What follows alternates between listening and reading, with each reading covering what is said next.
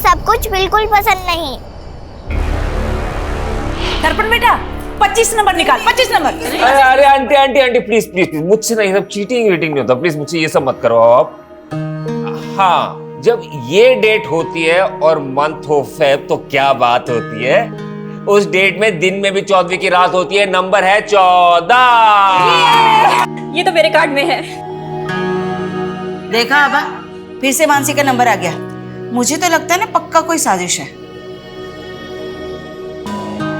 तो क्या कर सकते हैं, अब साजिश भी तो तुम्हारा बेटा ही कर रहा है। अरे आंटी अगर आप हार रही हो तो मुझ पे एलिगेशन मत लगाओ। मैं आदमी हूँ नेक और अगला नंबर है 1। ये मैं जीत गई। देखा, अब तो पक्का साजिश शुदा बता रहे हैं हम तुमको। अच्छा तो फिर हम भी हमारे पास से फेंक देते। आंटी तंबोला में पासे। मुझे आंटी मत बोलो। क्या हो गया मम्मी? क्या हो गया? अब तुम्हारे कारण मेरी और आभा की बचपन की दोस्ती ना बिना कट्टी के टूट जाएगी। क्यों? क्योंकि मैंने इस आभा की बेटी को अपनी बहू बनाने का फैसला किया है। अरे वाह। ये रिश्ता हम दोनों सहेलियों को रिश्तेदार बना देगा। क्यों, बनोगी ना हमारे घर की बहू?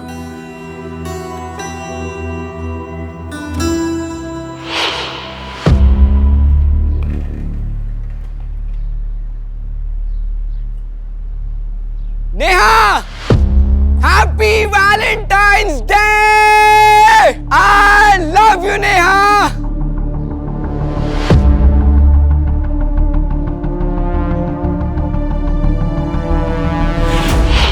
अपनी एंगेजमेंट की सारी पिक्चर्स परफेक्टली पोज्ड है ना?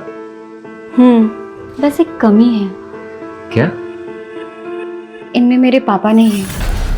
काश वो होते तो। तुम अपने पापा को बहुत मिस करती हो ना? उन्हीं का ड्रीम था कि मैं आईएएस करूं।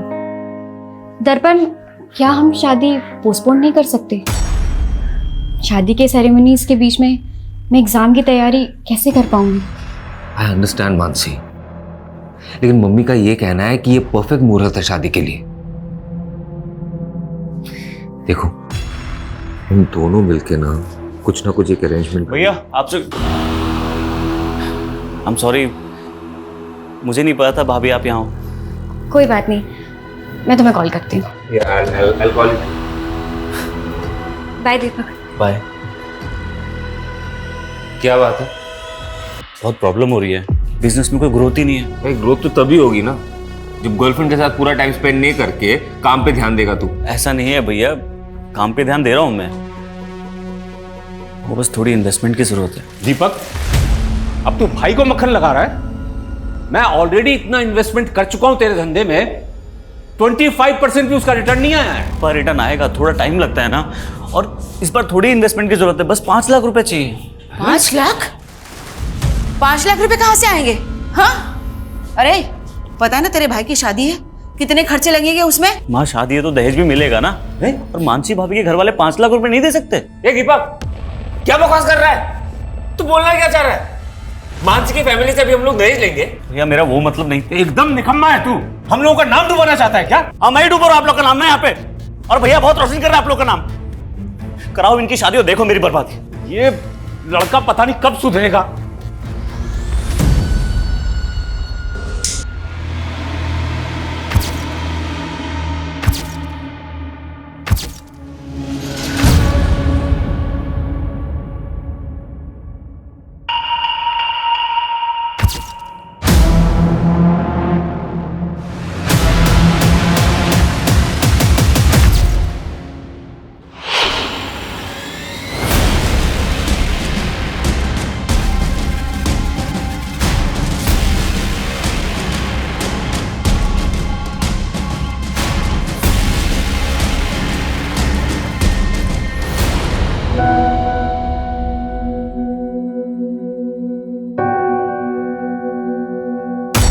मैं तुम्हारे बिना जी नहीं सकता मानसी, लेकिन तुम्हारे लिए मर तो सकता हूं।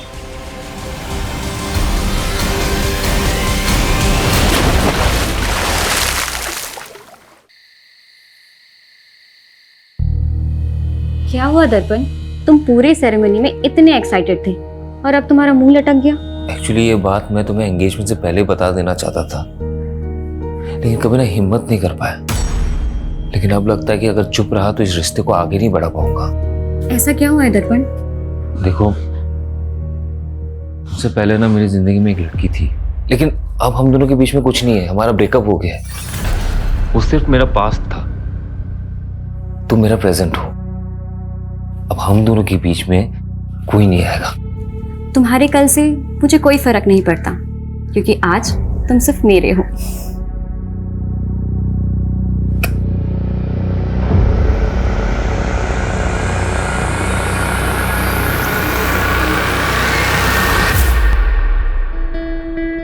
अरे वाह, ये हुई ना बात। बहुत प्यारी लग रही हो, किसी की नजर ना लगे। थैंक्स मम्मी जी। अच्छा बेटा, तुम कोचिंग क्लास पढ़ाते हुए महीने का कितना कमा लेती हो? यही कोई 18,000। तुम्हें पता है, मेरा दर्पण ना हर महीने अपनी पूरी तनख्वाह मेरे हाथ में लाके रखता है। तुम भी वैसा ही करोगी ना? वो मैं आपको आधी सैलरी दे दूंगी। आधी क्यों? क्योंकि अब मेरी दो मम्मी जी हैं, तो अपनी आधी सैलरी मैं अपनी मम्मी जी को दूंगी। देखो बेटा, आभा ने तो तुम्हारा कन्यादान कर दिया है ना, अब तो तुम इस घर की गृह लक्ष्मी हो, इसलिए तुम अब से पूरी की पूरी तनख्वाह ना मुझे ला कर देना, ठीक है? जी मम्मी जी।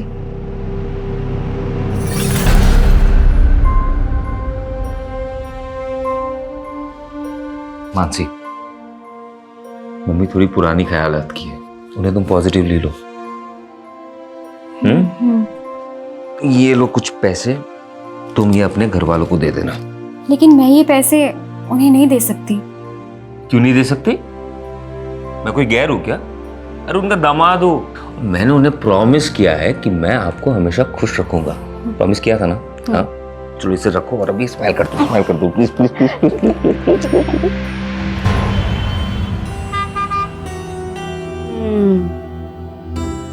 अच्छी है ना? आप जब भी मार्केट आते हो यहाँ पे चाय पीने जरूर आती हो, है ना? हाँ, और हम मानसी को भी लेकर आएंगे, उसे बहुत अच्छा लगेगा, है ना? जरूर लाएंगे।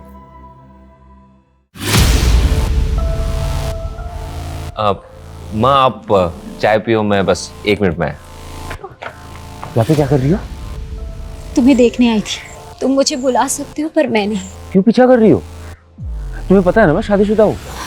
मेरे पापा के गुस्से की सजा मुझे मत दो। बातों का अब कोई फायदा नहीं कोमल, मैं अपने शादी से खुश हूँ। तुम सिर्फ मेरे थे, मेरे हो और मेरे ही रहोगे। मैं तुम्हें किसी और के साथ नहीं देख सकती। प्लीज सीन क्रिएट मत करो, रियली सॉरी।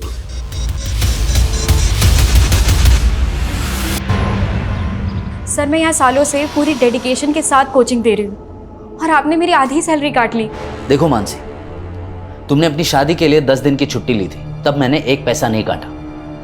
लेकिन उसके बाद तुमने यूपीएससी एग्जाम के लिए और 15 दिन की छुट्टी ले ली। लेकिन सर, ये छुट्टी तो आपने ही मुझे खुद दी थी और कहा था कि एग्जाम की तैयारी मैं अच्छे से करूं। हाँ दी थी, क्योंकि मुझे लगा था कि तुम अच्छे रैंक से पास हो जाओगी तो यहाँ ज़्यादा से ज़्यादा स्टूडेंट्स आकर तुमसे पढ़ेंगे। लेकिन तुमने तो एग्जाम भी क्लियर नहीं किया। अब मेरा फ़ायदा नहीं होगा तो मैं तो पैसे काटूंगा ही ना। अरे मानसी, अपनी शादी में इनवाइट नहीं किया मुझे, अब तक नाराज हो? Naman please stop bothering me.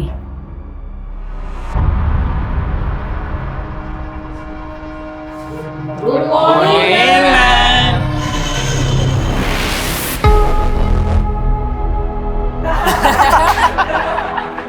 Madam का हनीमून। युवराज, प्रतीक, न्यूटन का थर्ड लॉ पता है क्या है? मैम, न्यूटन का थर्ड लॉ? न्यूटन का थर्ड लॉ है every action there is equal and opposite reaction. गंदा सोचोगे तो गंध ही मिलेगी। ये रहा तुम्हारा तोहफा और मुझे भी मेरा तोहफा मिल जाना चाहिए, समझे? दर्पण, मैं खाना बना रही हूँ, I will call you back. माँ, बाबा और दीपक तो शादी के फंक्शन में गए ना, तो फिर खाना किसके लिए बना रही हो? तुम और मैं है ना। मानसी, तुम्हें पता नहीं है क्या, स्पेशल नाइट है, शादी के बाद हमारा पहला वैलेंटाइन है। मैं इन सब डेज पे बिलीव नहीं करती। तो क्या हुआ, मैं तो मानता हूँ ना। देखो, मैंने ना तुम्हारे लिए एक सरप्राइज प्लान किया। पर दर्पण,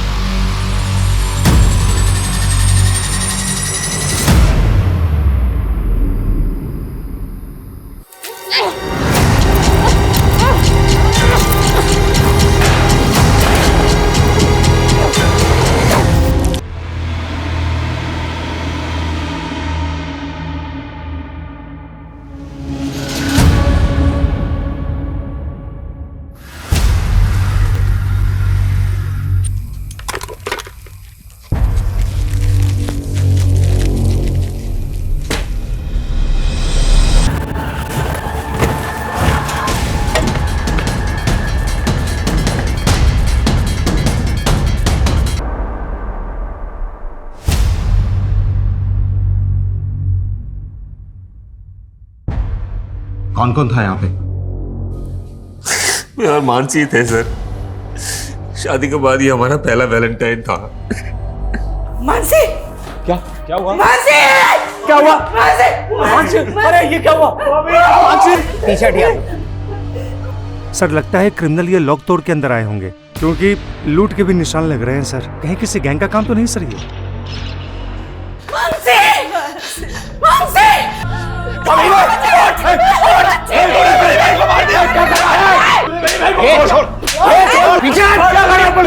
सर इससे बड़ी बहन को मार दिया। क्या बकवास कर रहा है पुलकित? सही तो बोल रहा है मेरा बेटा। सर इन्होंने हमसे दहेज मांगा था, हम लोग नहीं दे पाए तो मार दिया मेरी बेटी को। सर कैसी बातें कर रही है तू आबा? तेरी बेटी को मैंने अपनी बेटी की तरह माना। झूठ मत बोल। सर इसने, मेरी बेटी के पति ने इसने छोड़ोगे नहीं। इसने मेरी बेटी को मारा, इससे छोड़ोगे नहीं।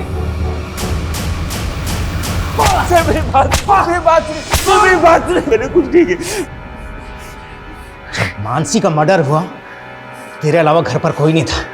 अब सच सच बोल, किसने मारा उसे? बोल। आप मुझे जितना मारना है आप मुझे मार लीजिए इंस्पेक्टर साहब, लेकिन ये मत कहिए कि मैंने उसे मारा है। सर इसके बाप ने इसकी जमानत करवा ली है।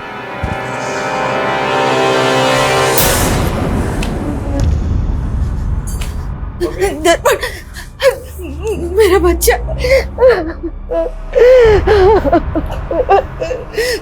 माँ फिक्र मत करो, मानसी के घर वाले कुछ नहीं कर पाएंगे। मेरी बात हुई है लॉयर से, वो सब संभाल लेगा।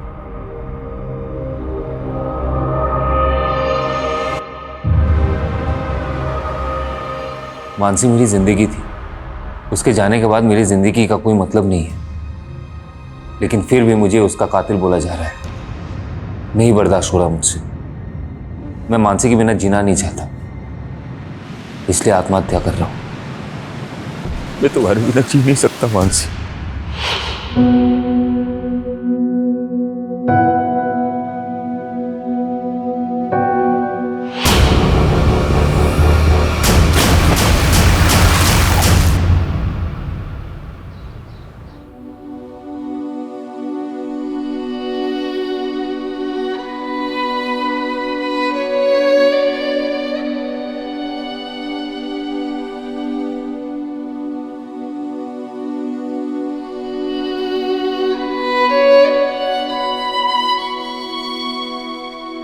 दस साल हो गए हैं जब से ये दोनों गए हैं ना, जैसे जीवन की खुशियां ही चली गई। इनकी कमी तो पूरी नहीं की जा सकती सुधा, लेकिन आज दीपक की सगाई है, उसकी खुशियों के लिए तो हमें जीना ही होगा ना।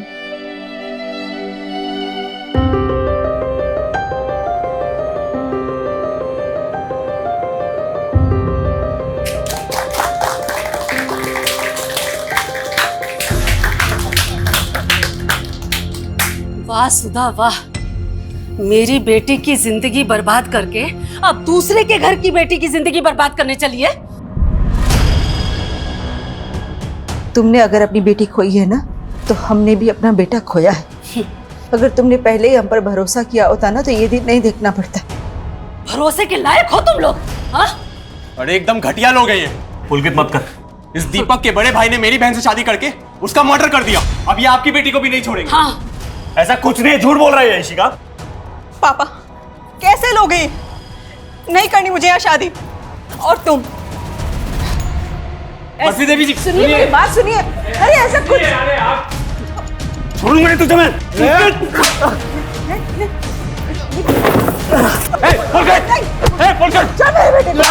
मेरे बेटे को मारा तूने। पुलिस बुलाओ।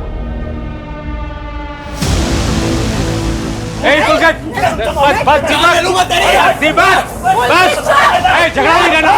बहुत हो गया पुलकित। दीपक क्या कर रहा है? दीपक क्या मसला है? सर, इस दीपक के भाई ने मेरी बहन को मारा था। बहन को मारा था? सर वो एक 10 साल पुराना केस था। हाँ, मेरे बेटे ने कुछ नहीं किया था। इनके झूठे आरोप है सारे। हमारे आरोप झूठे नहीं थे सर। एक मिनट। क्यों सर, सच्चाई भी ना बताएं? मेरी बेटे की वो लाश आज भी सर मुझे वो दिन याद आता है, मेरा दिल सहम जाता है। हम भी सहम गए थे और मेरा बेटा भी। इनके झूठे आरोपों की वजह से मेरा बेटे ने आत्महत्या कर ली।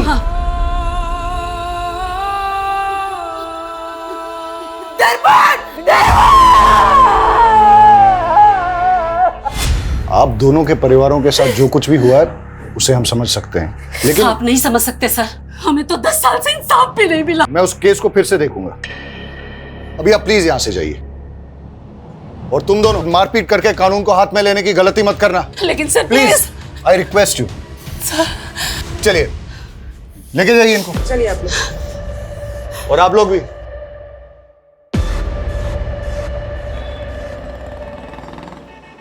हेलो। हाँ हाँ सुधा, अरे कहाँ हो तुम? मैं बाजार आई थी सब्जियां लेने के लिए, घर में एक भी सब्जी नहीं थी। अरे तो इतनी रात को जाने की क्या जरूरत थी? यहाँ घर में कुछ ना कुछ फ्रिज में रहता ही है ना। अरे आप तो खा लेते, लेकिन दीपक नहीं खाने वाला ना, उसके तो 100 नखरे हैं। हाँ अरे लगता है दीपक आ गया। तुम भी जल्दी आओ, मैं देखता हूँ दरवाजे पे, ठीक है?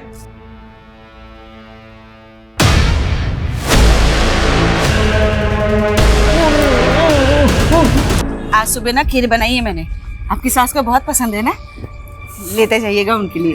अरे हाँ दीदी, आपके हाथों की खीर की बहुत तारीफ करती है मेरी माँ जी। अच्छा, आज खिला भी दीजिएगा।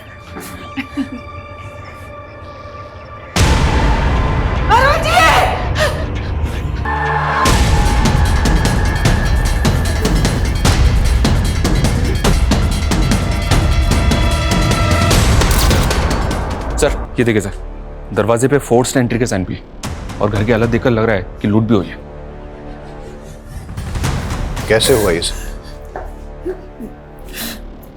जब ये सब हुआ तो मैं और माँ घर पर नहीं थे। सर सुधा जी मार्केट ही गई थी, मैं भी उनके साथ अंदर आई, और अंदर आके लाश देख के मुझे 10 साल पुरानी घटना की याद आ गई। सर आपको किसी पे शक है? मानसी का भाई पुलकित, उसने किया ये। सर इनके नेबर का कहना है कि 10 साल पहले और तब भी घर में लूट हुई थी। हाँ सर, मानसी भाभी के साथ भी ऐसी हुआ था, पर उस वक्त उसके भाई ने मेरे भाई दर्पण पे सारा आरोप लगा दिया। क्या पता अपना क्या छुपा रहा हो। आप ये कहना चाहते हो कि 10 साल पहले पुलकित ने अपनी बहन के साथ भी? पता नहीं सर, पर मेरे पापा को तो उसी ने मारा है। अगर दोनों केसेस की मॉडस ऑपरेंडी वाकई में सेम है, मानसी का मर्डर केस अभी तक सॉल्व नहीं हुआ है, अरुण जी की बॉडी को पोस्टमार्टम के लिए भेज दो, और इस पुलकित को बुलाओ जरा police station. Okay sir. Sir वो दीपक फंसा रहा है मुझे क्या मिलेगा उसके बाप को मार के? कल तक अपनी बहन के लिए इंसाफ मांग रहा था तू, कहीं बदला तो नहीं ले लिया तूने? सर आप पुलकित को ऐसे अरेस्ट नहीं कर सकते, उसने कुछ नहीं किया है, वो कल शाम से घर पे ही था। सर देखिए वो हम पता करेंगे कि कल शाम को वो कहाँ पे था। हमने वार्निंग देकर छोड़ा था उसको जब उसने दीपक की पिटाई की थी।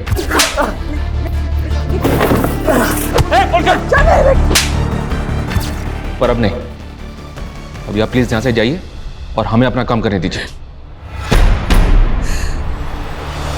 मानसी और अरुण के मर्डर की पोस्टमार्टम रिपोर्ट में काफी सिमिलैरिटीज हैं। दोनों केसेस में पीठ पे एक ही तरह से और एक ही तरह के चाकू से वार हुआ है, और दोनों ही मर्डर वेपन्स पे फिंगरप्रिंट्स नहीं है। मतलब साफ है सर, ये कातिल ने ग्लव्स पहन रखे हों। क्राइम सीन पे मेन लॉक को तोड़ा गया है, फिर लूट हुई है, लेकिन कोई भी अननोन फिंगरप्रिंट डिटेक्ट नहीं हुआ है। अच्छा सर, लेकिन ऐसे किसी गैंग का अभी तक पता चला नहीं है। दोनों ही केसेस में या तो क्रिमिनल एक ही है, या अगर अरुण का कत्ल किसी और ने भी किया है तो उसने मानसी के मर्डर केस का मॉडस ऑपरेंडी कॉपी किया है। लेकिन अरुण के केस में किसी ऐसे इंसान का पता नहीं चल रहा जिसकी अरुण के साथ या अरुण की फैमिली के साथ कोई रंजिश हो, सिवाय मानसी की फैमिली के। और ये पुलकित भी कुछ भी नहीं होगा।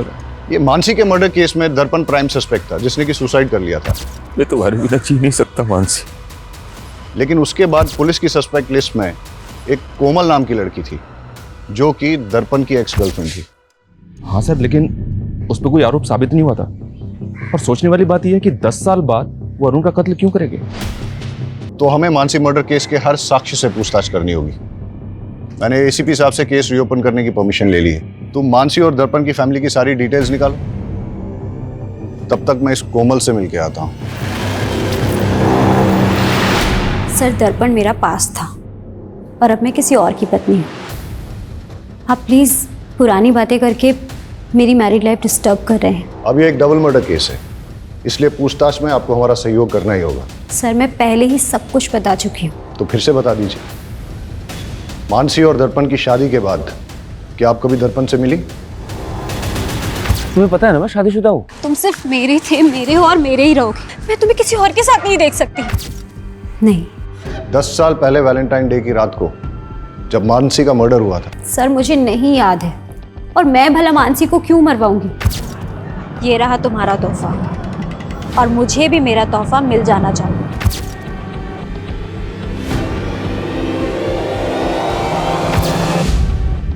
आपका और दर्पण का ब्रेकअप क्यों हुआ? क्योंकि मेरे पापा नहीं चाहते थे कि मैं दर्पण से शादी करूं। आपके पापा पॉलिटिकल लीडर थे?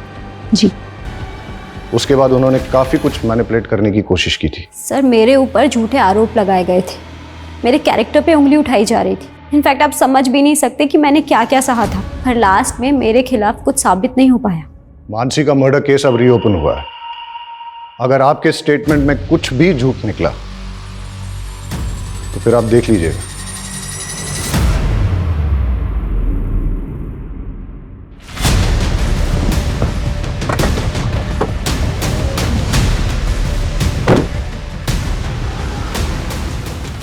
निशा जी, आप यहाँ क्यों आए हैं? तुम लोगों की वजह से पुलिस मेरी बेटी को परेशान कर रही है। अगर इन सब बातों की गाज मेरी पॉलिटिकल इमेज पर पड़ी तो मैं तुम लोगों को छोड़ूंगा नहीं। इसलिए कल मीडिया के सामने जाइए और ये कहिए कि इस केस का मेरा और मेरी बेटी से कोई संबंध नहीं है। आपको अपनी इमेज की पड़ी है और हम अपना बेटा और बहू खो करके चुप बैठ जाएं। अरुण जी, कहीं ऐसा ना हो बहू और बेटे के पास में पूरा खानदान पहुंच जाए।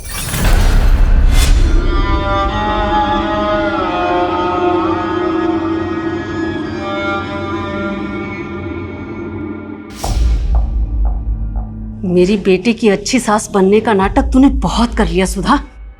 हाँ भा, तुझे अभी भी अपनी बेटी की ही पड़ी है? अरे मैंने तो अपना बेटा, अपनी बहू, अपने पति तक को खो दिया है। तुझे याद है हम दोनों ने अपने बच्चों के लिए कई सपने देखे थे। वो सब एक छलावा था। मेरी बेटी की हाय लगेगी तुझे, और तुझे तेरे किए की सजा जरूर मिलेगी, देख लेना। मतलब ये सब कुछ तेरा बेटा? उसे अंदर भेज के ये मत सोच लेना कि मैं झुक जाऊंगी। उसे तो मैं छुड़ा ही लूंगी, लेकिन तुझे कहीं का नहीं छोड़ूंगी, याद रखना।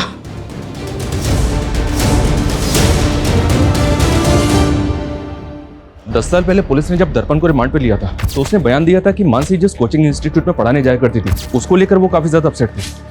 लेकिन सर केस फाइल देख के लग नहीं रहा है कि पुलिस ने ज्यादा इंक्वायरी की थी। चलो अब हम इंक्वायरी करते हैं। ये आप क्या बोल रहे हैं सर? 10 साल हो गए, मानसी का कातिल पकड़ा ही नहीं गया? क्यों, आपको नहीं मालूम कि केस अभी तक भी ओपन है? नहीं सर। आई होप आपको मानसी से जुड़ी 10 साल पुरानी बातें याद होंगी। जी कुछ कुछ। मानसी को आपसे कोई प्रॉब्लम तो नहीं थी? मुझसे? अब मेरा फायदा नहीं होगा तो मैं तो पैसे काटूंगा ही ना। नहीं सर। उनके पति ने स्टेटमेंट दी थी कि उनको इंस्टीट्यूट में किसी बात से स्ट्रेस था। ऐसा कुछ हुआ था इंस्टीट्यूट में 10 साल पहले? हाँ सर, एक बात है, मानसी ने इंस्टीट्यूट के 2 स्टूडेंट्स की कंप्लेंट की थी। कंप्लेंट?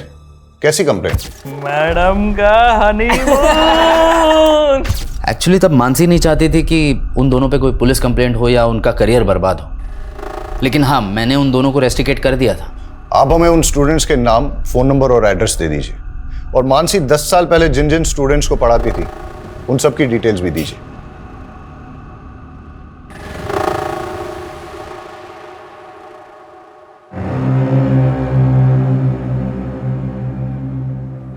मम्मी ये लो दवाई खा लो।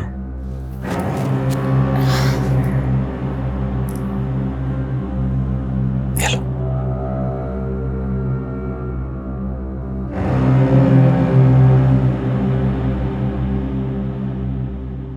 मम्मी मुझे लगता है ना इस घर में मनुष्यत का दाग लग चुका है। हम एक काम करते हैं, इस घर को बेच देते हैं और कहीं और जाके फिर से नई जिंदगी की शुरुआत करते हैं। मम्मी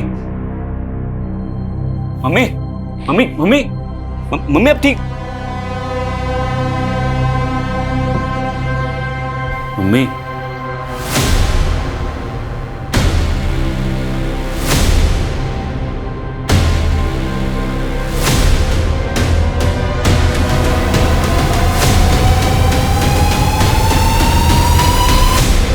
सर हम मानते हैं कि हम उस टाइम पे थोड़ा शरारती थे, लेकिन शरारती बालिग थे तुम। क्लास में न्यूड स्केच ड्रॉ किया और अपनी टीचर पर अभद्र कमेंट लिखा। इसी की वजह से तुम्हें इंस्टीट्यूट से रस्टिकेट किया गया था, है ना? और हो सकता है कि बदला लेने के लिए तुमने मानसी को। नहीं सर, माना तब हमसे गलती हो गई थी सर, लेकिन हमने कोई क्राइम नहीं किया सर। औरतों पे अभद्र टिप्पणी करना, 10 साल पहले तो इसमें बेल भी हो जाती थी, अब तो बेल भी नहीं होती इसमें। सर लेकिन क्या सबूत है कि हमने ही मानसी मैम को मारा था? 10 साल बाद तुम दोनों को ढूंढ लिया ना, सबूत भी ढूंढ ही लेंगे। इन दोनों लड़कों के पिछले 10 साल की हिस्ट्री निकालो। सर लेकिन ये दोनों लड़के मानसी के ससुर अरुण को जानते तक नहीं, तो फिर ये अरुण को क्यों मारेंगे? लेकिन दोनों के पास मानसी को मर्डर करने का मोटिव है। अब तो इन्वेस्टिगेशन में आगे जाके ही पता चलेगा कि दोनों केसेस में क्रिमिनल सेम है या दोनों केसेस अलग अलग है। सर पिछले 10 साल का सबसे बड़ा राज तो हमारे सामने आया ही नहीं। कौन सा राज? मैंने इन दोनों फैमिलीज का पिछले 10 साल का ब्यौरा निकाला। मानसी की बहन श्रद्धा की शादी मानसी की मौत के महज 25 दिन के बाद हो गई थी। अक्सर लोग फैमिली मेंबर की डेथ के बाद तकरीबन 1 साल तक कोई मांगलिक कार्य करते नहीं है। लेकिन श्रद्धा की शादी का इस केस से क्या लेना देना? श्रद्धा के CDR में एक अनाथाश्रम का नंबर मिला सर, यहाँ श्रद्धा पिछले 10 साल से आ जा रही है। आश्रम में इंक्वायरी की तो पता चला कि श्रद्धा वहाँ मानसी की बेटी से मिलने जाती है। मानसी की बेटी? सर वो मानसी दीदी नहीं चाहती थी कि किसी को ये बात पता लगे। लेकिन इसके बारे में आपके माँ या भाई ने भी कभी कुछ ऐसा बताया नहीं हमें। सर उन्हें बदनामी का डर था, लेकिन सच बात तो ये है कि दर्पण जी से शादी करने से पहले ही दीदी ने उस लड़की को जन्म दिया था। लेकिन इस बात का उनके मर्डर से कोई लेना देना नहीं हो सकता। ये आप डिसाइड नहीं करेंगे, आप हमें सिर्फ इतना बताइए कि उस बच्ची का पिता कौन है। नमन झा, वो दीदी के साथ इंस्टीट्यूट में पढ़ाते थे। मेरे और मानसी की बेटी? क्या मजाक कर रहे हैं सर, हम दोनों तो सिर्फ कलीग्स थे, यहाँ तक कि दोस्त भी नहीं थे सर। कमाल है, फिर भी मानसी को लव लेटर्स और गिफ्ट्स भेजा करते थे। ये मानसी की बहन ने दिखाया है हमेशा। वो सर मैं मानसी को पसंद करता था, लेकिन प्यार सर एक तरफा था मेरा। फिर बच्चा कहाँ से आया? सर वही तो मैं बोल रहा हूँ, मेरे और मानसी के बीच फिजिकल रिलेशन था ही नहीं, तो बच्चा कहाँ से होगा? DNA टेस्ट करवाओ इसका।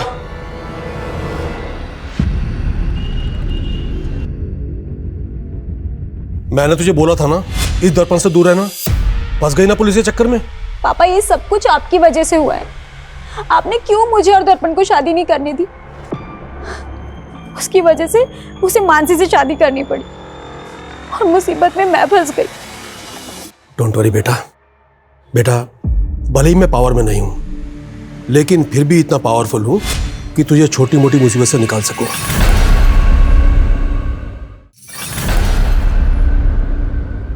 सरप्राइज।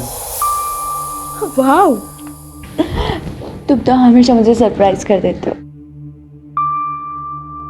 तुम्हारा मंगलसूत्र कहाँ है? वो तो मैंने उतार दिया। तुम मुझसे मिलते हो ना तो मुझे गिल्ट लगता है कि मैं अपने हस्बैंड को धोखा दे रही हूँ। लेकिन क्या है कि तुम मंगलसूत्र में और सुंदर लगती हो। जाओ पहन के। क्या यार, तुम मुझसे प्यार करते हो मंगलसूत्र से? मुझे कुंवारी लड़कियां पसंद ही नहीं आती। जाओ पहन के आओ। अरे यार, मुझे नहीं पहनना मंगलसूत्र। मेरे साथ रहना है ना, तो जो मैं बोलूं वो करना पड़ेगा। कहाँ है मंगलसूत्र?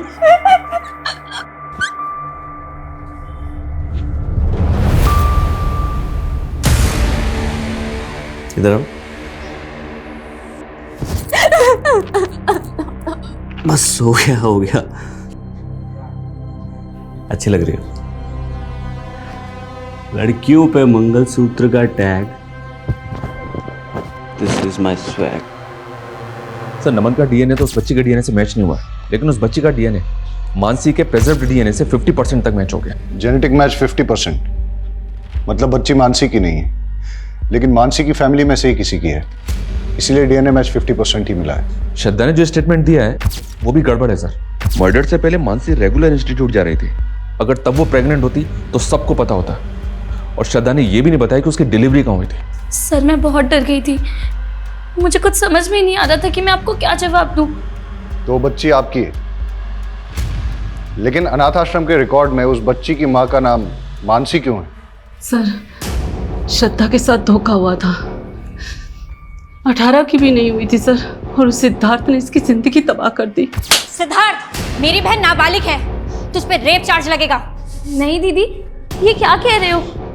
सिद्धार्थ मुझसे बहुत प्यार करता है। आ रहा तुझे ये? नहीं दीदी, मैं उससे बहुत प्यार करता हूँ, मैं शादी भी उसी से ही करूँगा। बाद में वो मुकर गया और हम इज्जत के डर से आपके पास नहीं आ पाए और डॉक्टर ने भी इसका अबॉर्शन करने से मना कर दिया। इसलिए दीदी भी टेंशन में थी, तो हमने श्रद्धा को मामा के घर भेज दिया। हम सोच ही रहे थे कि उस बच्ची का क्या करें, तभी मानसी का मर्डर हो गया। मैंने अपनी छोटी बेटी के दाग को छुपाने के लिए अपनी मरी बेटी के नाम का इस्तेमाल किया। कहीं ऐसा तो नहीं कि आपने मानसी को इसलिए मरवाया ताकि उसके साथ साथ आप अपने किसी काले कारनामे का राज भी दफन कर सकें? हम मानसी को मारने के सपने में भी नहीं सोच सकते सर। उसे दर्पण के घर वालों ने मारा है, ये बात मैं आपको लिख कर दे सकती हूँ। सर, ये मानसी मर्डर केस में इतने सारे सस्पेक्ट एक के बाद एक हमारे सामने आए, लेकिन मानसी के भाई बहन और माँ के अलावा। सर, हमारा खबरी इस केस में लूट करने वाले गैंगस्टर्स की इन्फॉर्मेशन निकाल रहा था, तो एक प्रोस्टिट्यूट से उसे पता चला कि एक हिस्ट्री शीटर उसका रेगुलर कस्टमर था और उसने नशे में उससे कहा था कि 10 साल पहले किसी नेता ने उसे सुपारी दी थी। कौन सा नेता? सर, ये तो पता नहीं चला, लेकिन सर कोमल का बाप भी नेता था। भले ही मैं पावर में नहीं हूँ, लेकिन फिर भी इतना पावरफुल हूँ कि तुझे छोटी मोटी मुसीबत से निकाल सकूं। और 3 साल पहले उसकी डेथ हो गई। और वो हिस्ट्री शीटर कौन है? सर, बबलू नाम है उसका। मारपीट लूटपाट के केस में कई बार अंदर आ चुका है। उठा के लाओ इस बबलू को। नहीं सर, मैंने कोई सुपारी नहीं ली थी सर। हमको सब पता है, तेरा वो नेता कमलेश चौधरी के कार्यकर्ताओं के साथ उठना बैठना है ना। अब बता, किसकी सुपारी ली थी और किससे ली थी? हाँ सर, मैंने सुपारी ली थी, पर वो मुझे नेताजी ने नहीं, उनकी बेटी ने दिया था। ये रहा तुम्हारा तोहफा और मुझे भी मेरा तोहफा मिल जाना चाहिए। तुझे कोमल ने सुपारी दी थी? हाँ सर, पर सर मैंने किसी का मर्डर नहीं किया सर, मैं तो पैसे लेके भाग गया था। कोई भी मेरा नाम लेगा और आप मान लेंगे, मैंने कोई सुपारी नहीं दी है। हमने उस आदमी को इतना तोड़ा कि उसने सब सच उगल दिया। अब आपसे भी सच उगलवाने के लिए ऐसा ही कुछ करें ठीक नहीं रहेगा। सच बोलिए। हाँ, मैंने दी थी सुपारी, पर सर उसने मानसी को नहीं मारा, वो तो पैसे लेके भाग गया था। जिस रात मानसी का कत्ल हुआ उस रात आप कहाँ थी? देखो मानसी, दर्पण आज भी मुझसे ही प्यार करता है। ये बकवास करने आई हो तुम यहाँ पे? अब सच तो तुम्हें स्वीकार करना ही पड़ेगा। डाइवोर्स दे दो दर्पण को। तुम्हें दोबारा मुझसे मत कहना, निकलो यहाँ से। लेकिन मैंने मानसी को नहीं मारा सर, मेरी गलती सिर्फ इतनी है कि मैंने दर्पण से प्यार किया। अगर आपने मानसी को नहीं मारा तो फिर किसने मारा है? सर, हमने अरुण की बीवी पे नजर रखी थी। वो अक्सर एक कैफे में जाती है और अरुण की हत्या वाली रात भी वो उसी कैफे में थी। वहां की एक फुटेज मिली है, ये देखिए। लेकिन सुधा ने तो कहा था उस रात वो सब्जी खरीदने गई थी। मैं सब्जी लेने गई थी, फिर वहाँ से चाय पीने का मन किया तो चाय पीने चली गई। इसमें कोई हर्ज है क्या? हम बस कंफर्म कर रहे थे सुधा जी। सर, सुधा के सीडीआर के मुताबिक वो ज्यादा किसी को कॉल नहीं करती थी, लेकिन उसके सीडीआर में एक नंबर ऐसा है जिससे वो लगातार टच में थी। किसका नंबर है ये? सुधाकर यादव, आगरा का नंबर है ये। सुधाकर यादव, ये नाम कहीं सुना है मैंने।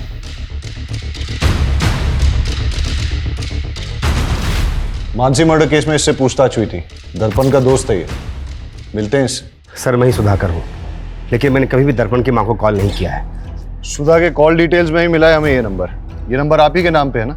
सर, मैंने कभी ये नंबर लिया ही नहीं है। ये नंबर आपके आईडी पे लिया गया है। आपने नहीं लिया तो किसने लिया है? सर, मुझे कुछ समझ में नहीं आ रहा है। आपने अपने ओरिजिनल डॉक्यूमेंट्स कभी किसी को दिए? यार दर्पण, पक्का मेरा काम हो जाएगा कृषि विभाग का। यार, मानसी के फादर भी कृषि विभाग में थे। मानसी को वहां पे सब लोग जानते हैं, मुझे नहीं लगता कोई प्रॉब्लम होगा। फिर मानसी भाभी का खून हो गया और दर्पण ने सुसाइड कर लिया। मैं तुम्हारे बिना जी नहीं सकता मानसी। मैंने दीपक से कई बार कहा कि मेरे ओरिजिनल डॉक्यूमेंट्स दर्पण के पास है, प्लीज मुझे लाके दे दो, लेकिन उसने कहा कि उसे डॉक्यूमेंट्स मिले ही नहीं।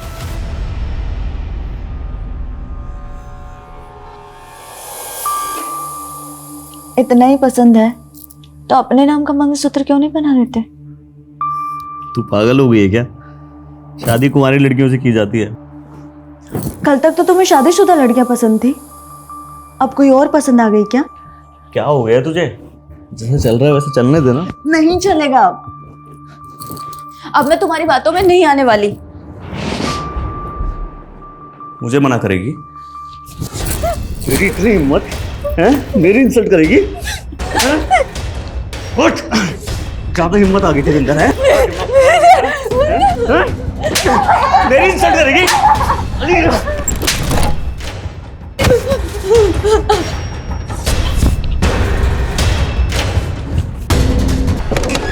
सुधाकर के बयान से लग रहा है कि उसके नाम पे लिया गया नंबर और कोई इस्तेमाल कर रहा है। नंबर ट्रेस पे डालो और पता करो कौन इस्तेमाल कर रहा है ये नंबर। सर अंजलि होटल में दर्पण के भाई दीपक ने एक लड़की को मॉलेस्ट करके उसकी जान लेने की कोशिश की। सर वो दोस्त थी मेरी, मैं हाथ नहीं उठाना चाहता था उस पर गुस्से में कंट्रोल नहीं होता मुझसे। और सेक्सुअल डिजायर भी कंट्रोल नहीं होता तेरा। दर्जनों अफेयर थे तेरे। कहीं मानसी पे भी तेरी बुरी नजर तो नहीं थी? नहीं सर। सुधाकर के डॉक्यूमेंट्स का मिसयूज करके फोन नंबर किसके लिए लिया? मैं इस बारे में कुछ नहीं जानता। जानता नहीं है या अपनी माँ के फोन से उस नंबर पे रेगुलर कॉल किया करता था? नहीं सर, मैंने ऐसा कुछ नहीं किया है।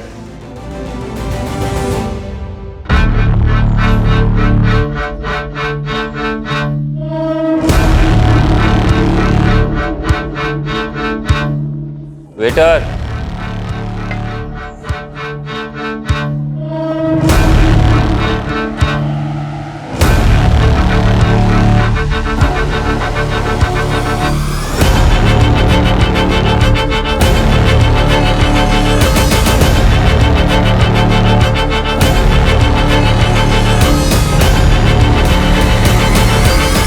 श्योर ये आदमी वही है? कंफर्म नहीं है सर, पर वो आगरा जाने वाली बस में चढ़ा है। मैं उसी बस को फॉलो कर रहा हूँ।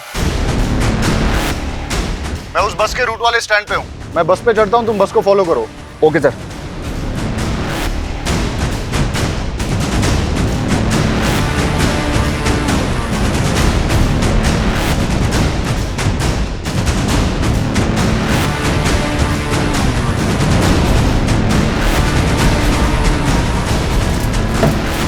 मुझे ऐसा लगता है मैंने आपको कहीं देखा है। जी नहीं, मैं तो आपको नहीं जानता। अब मेरा स्टॉप आ गया है। Excuse me. भैया रुक जाओ, मेरा स्टॉप आ गया है। अरे भैया जल्दी रुको ना यहाँ पे। हेलो, गाड़ी रोको।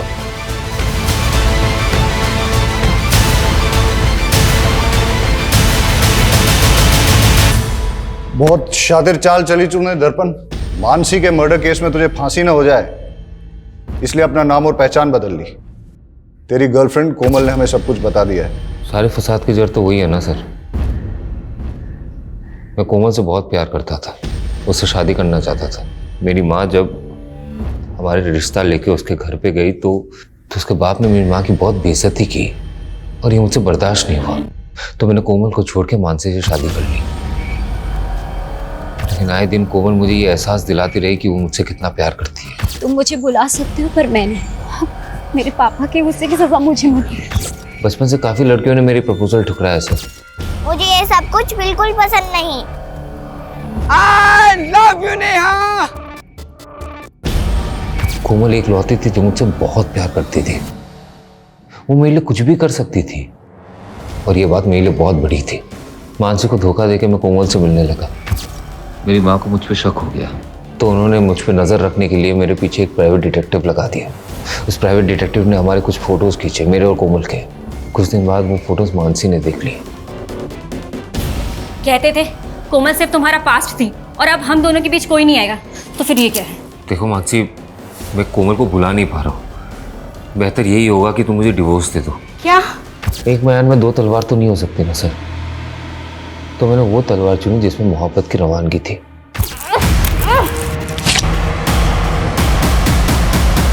मेरी गलती सिर्फ इतनी थी सर कि मैंने दर्पण से प्यार किया और उसने मेरे लिए मानसी को मार दिया। सर जब मुझे ये बात पता चली तो मैं बहुत डर गई थी और मैंने उससे दूरी बना ली। मुझे पता था पुलिस एक दिन मुझे मानसी के कत्ल में सूली चढ़ाएगी, तो मैंने अपने कद काठी का एक भिखारी ढूंढा, उसे पैसों की लालच दी, उसे कपड़े दिए, उसे मारा और तालाब में फेंक दिया।